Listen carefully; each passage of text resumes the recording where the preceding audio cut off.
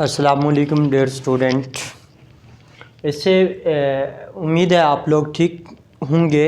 इससे previous lecture student हमने पढ़ा था Dalton's law of partial pressure of the gases. अब इसके अंदर छोटा सा ही टॉपिक है, छोटा सा ही है इसमें लेकिन ये एमडी कैट में इसमें क्वेश्चन आते हैं। तो ये क्या है, calculation of the partial pressure of the gas. Student हमने जो डाल्टन्स लॉ पढ़ा था उसकी अगर हम मैथमेटिकल फॉर्म या फाइनल इक्वेशन देखें तो वो हमारे पास क्या आया था, P T V is equal to N T R T. इसमें हमने टेम्परेचर और वॉल्यूम को कांस्टेंट रखा था। अब इसी तरह लेट्स सपोज हमारे पास एक मिक्सचर है, ये कंटेनर मैंने लिया है जिसके अंदर वॉल्यूम कोई भी है, उसके अंदर हमने दो गैसेस ली हैं। ये इसके अंदर दो गैसेस हमने ली हैं और वो दोनों गैसेस नॉन रिएक्टिंग हैं। ये बात हमने पिछले लेक्चर में या पिछले पॉइंट में क्लियर करती थी कि गैसेस जो हैं वो नॉन रिएक्टिंग होनी चाहिए। अगर रिएक्टिंग होंगी तो फिर ये लॉ एप्लीकेबल नहीं है, और जब नॉन रिएक्टिंग है तो इस मिक्सचर के अंदर हर गैस इंडिपेंडेंट और इंडिविजुअल बिहेव करेगी, इंडिविजुअल एग्जिस्ट करेगी। तो गैसेस जो है ये नॉन रिएक्टिंग मिक्सचर होना चाहिए। फिर जो मिक्सचर का टोटल प्रेशर होता है, यहाँ पे हमने दो गैसेस फिल की हैं। एक गैस ए है और इसी तरह इसके अंदर दूसरी गैस जो है वो बी है। अब इसका टोटल प्रेशर जो होगा वो उसको हम कैसे रिप्रेजेंट करेंगे, यानी अब ये दोनों गैसेस जो आ गई हैं, गैस ए और गैस बी, इन दोनों का जो टोटल प्रेशर होगा वो बेसिकली क्या होगा, P T is equal to P A plus P B. इन्हीं को जो प्रेशर ऑफ ए गैस और प्रेशर ऑफ बी गैस है, ये बेसिकली टोटल प्रेशर के अंदर ये जुज़वी तौर पर हैं, पार्ट की फॉर्म में है।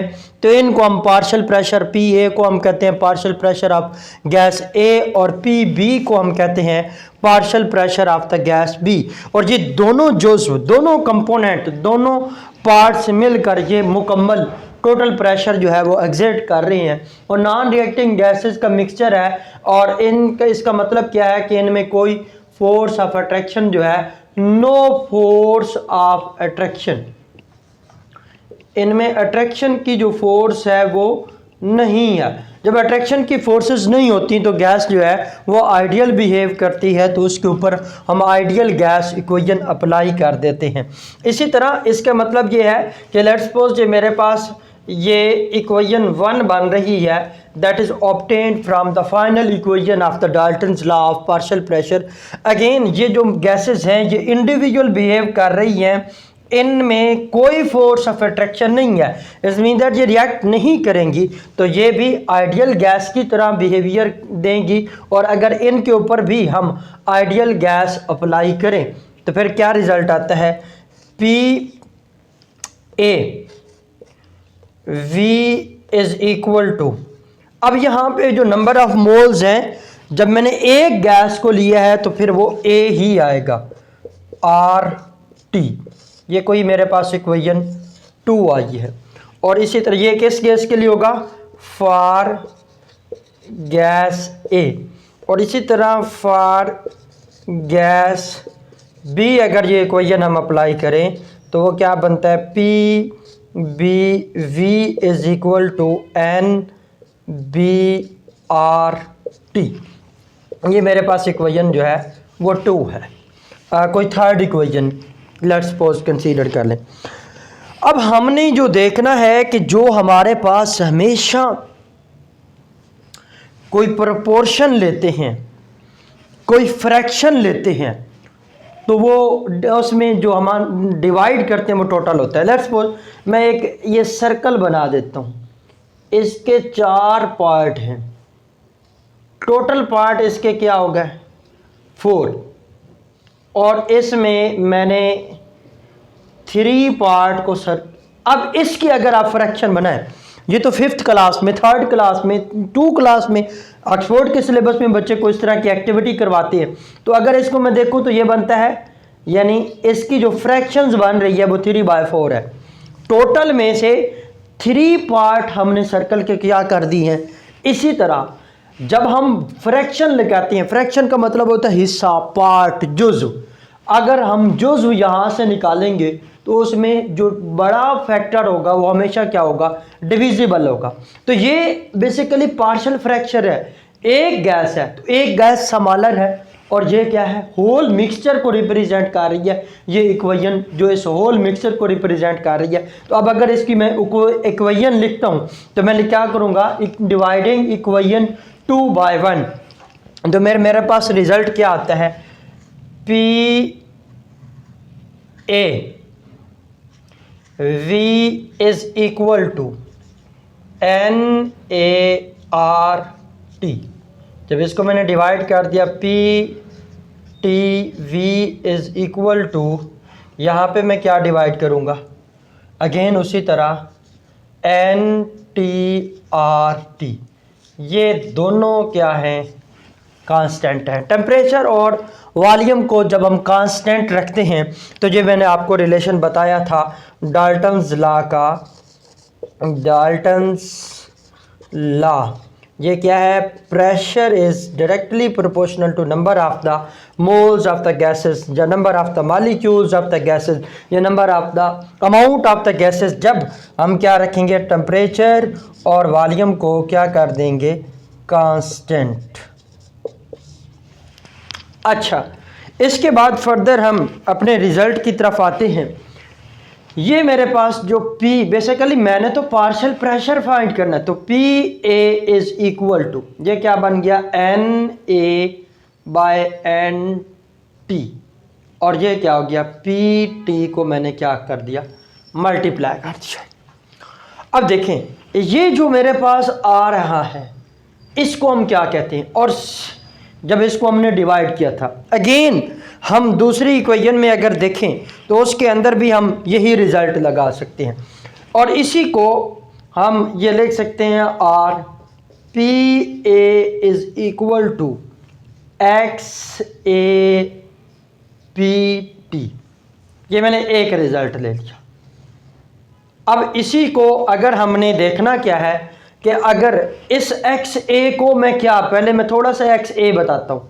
XA क्या है, जैसे कि बेसिकली ये मोल फ्रैक्शन है, इसको हम क्या बोलते हैं, मोल फ्रैक्शन। और फ्रैक्शन मैंने आपको कहा है कि हमेशा part divided by total.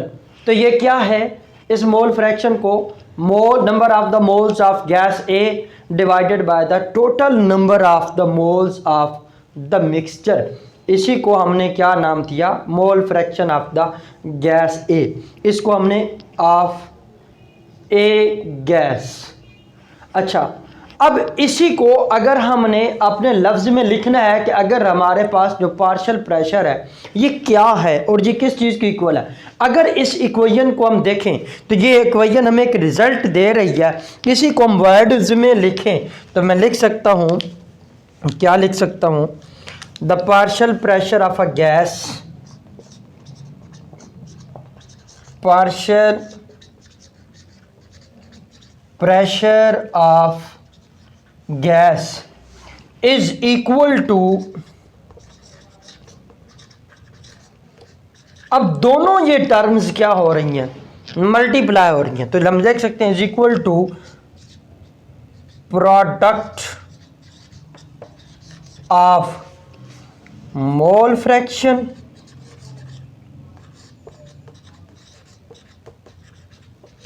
Of gas and total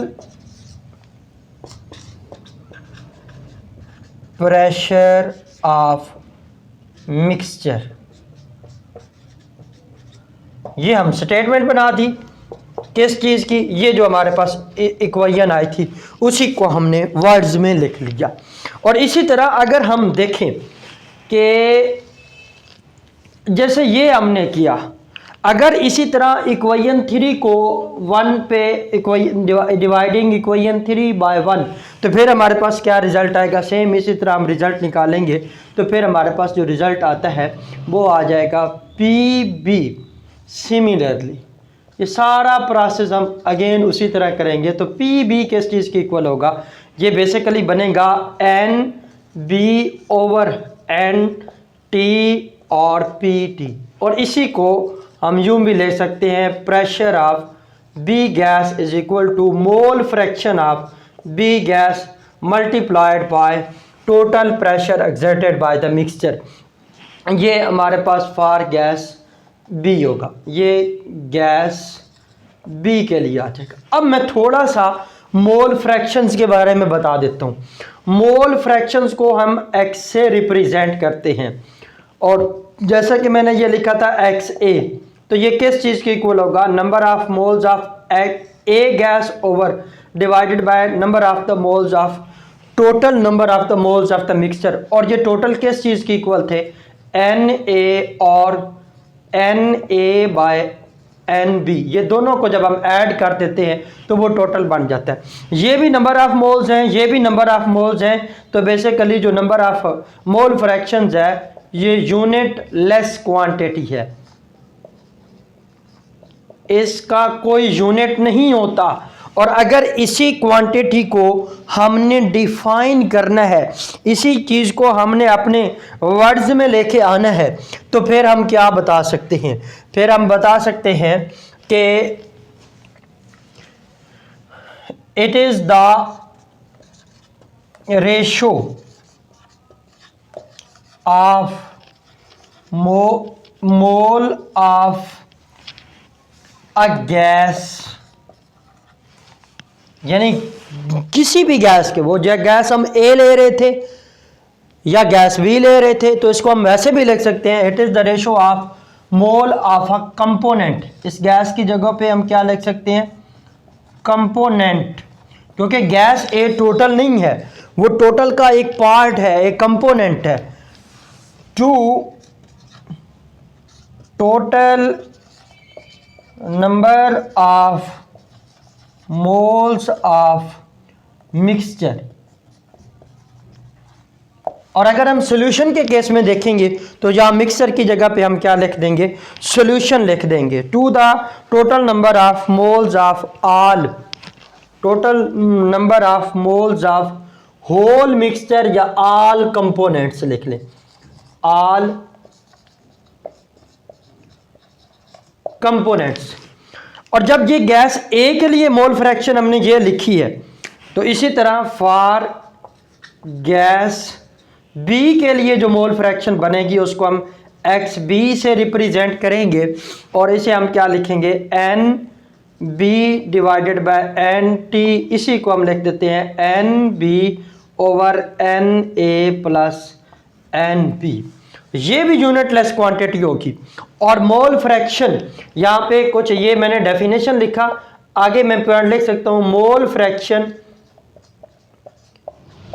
ये मैंने ऑलरेडी एक पॉइंट बता दिया है कि ये यूनिट लेस क्वांटिटी है, और ये हमेशा क्या होती है, is always less than unity. किसी मोल फ्रैक्शन, ये क्या है, ऑफ अ कंपोनेंट साथ लिख लो, किसी एक कंपोनेंट की जो मोल फ्रैक्शन होगी वो हमेशा यूनिट इसी कम होती है, यानी एक से कम होती है। रीज़न वही बात आ गई, क्योंकि होल ज़्यादा है, ऊपर पार्ट है, तो जब ये डिवाइड होने वाला नंबर बड़ा होगा तो आंसर हमेशा क्या होगा, 1 होगा। हाँ, तो ये अगला बात है कि sum of mole fractions of all component, जितने कंपोनेंट हैं उन तमाम की मोल फ्रैक्शंस को हम ऐड करेंगे तो फिर रिजल्ट हमारे पास क्या होगा, 1 होगा। Sum of mole fractions of all components always equal to 1, ये हमेशा 1 के इक्वल होगा। ये दो पार्ट्स जो हैं ये आपने याद रखने हैं। इसी के साथ अब देखें, एक और पॉइंट भी बता देता हूं कि जो मोल ये जो partial pressure of a gas है, या इधर हमने देखा partial pressure of a gas, दोनों गैसेस में देखें तो टोटल प्रेशर है वो तो हमारे पास फिक्स रहेगा, वो तो चेंज नहीं होगा। हाँ, उसमें ये किसके साथ हमेशा जो रिज़ल्ट आएगा वो किसके साथ डायरेक्ट रिलेशन में होगा। तो ये आप ऑब्जर्व भी कर सकते हैं, ये आप बता भी सकते हैं कि जितना मोल फ्रैक्शन ज़्यादा होगी, जितना उसका पॉइंट जिस गैस का ज़्यादा होगा उतना उसका पार्शियल प्रेशर क्या होगा, ज़्यादा होगा। तो इसी को हम लिख सकते हैं कि जो ये तो हमारे पास जो टोटल प्रेशर होगा वो तो फिक्स होगा, तो फिर हमारे पास क्या होगा, P A partial pressure of a gas is directly proportional to mole fraction of the gas A. और इसी तरह हम ये भी लिख सकते हैं जो partial pressure of gas B है ये क्या होगा, mole fraction of gas B के। और इसी में यानी जितने number of moles gas A के ज़्यादा होंगे उतना उसका पार्शियल प्रेशर ज़्यादा होगा, अगर बी के ज़्यादा होंगे तो उसका पार्शियल प्रेशर क्या होगा, ज़्यादा होगा। तो that's all about calculation of the partial pressure. और पार्शियल प्रेशर की इसके अंदर हम फर्दर देखेंगे इसके एमसीक्यूज़, और फर्दर इसका जब हम इंटी टेस्ट का पार्ट करेंगे तो उसमें काफ़ी ज़्यादा इसके एमसीक्यूज़ आते हैं, उनको हम सॉल्व करेंगे। तो उस केस में आपको ये पता होना चाहिए कि किसी भी गैस का जो पार्शियल प्रेशर है वो किस चीज़ की इक्वल होता है। The partial pressure of a gas is equal to the product of mole fraction of the gas and the mixture total pressure exerted by the mixture। ये फार्मूला आपको पता होना चाहिए, और उसी तरह आपको ये मोल फ्रैक्शन भी पता होना चाहिए। और मोल फ्रैक्शन का मैंने आपको बता दिया है ये क्या चीज़ है, और नंबर ऑफ़ मोल्स कैसे कैलकुलेट होते हैं ये भी आपको ऑलरेडी बताया जा चुका है। तो आज के लिए इतना ही काफ़ी है। वमा अलैना इल्लल बलागुल मुबीन।